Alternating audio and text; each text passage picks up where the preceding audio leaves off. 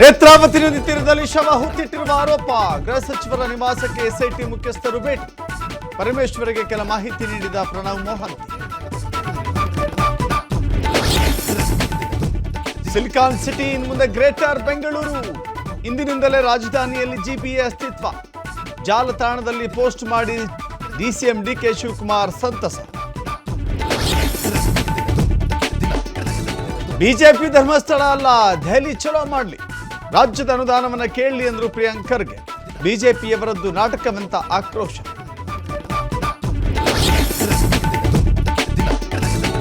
ಆರೋಪಿ ನಟ ದರ್ಶನ್ ಟೀಮ್ಗೆ ಇವತ್ತು ಬಿಗ್ ಡೇ. ಬಳ್ಳಾರಿ ಜೈಲು ಶಿಫ್ಟ್ ಕುರಿತು ವಿಚಾರಣೆ. ಕೋರ್ಟ್ ಮೂಲಕ ಸಿಗುತ್ತಾ 2 ಬೆಡ್ 2 ದಿಂಬು.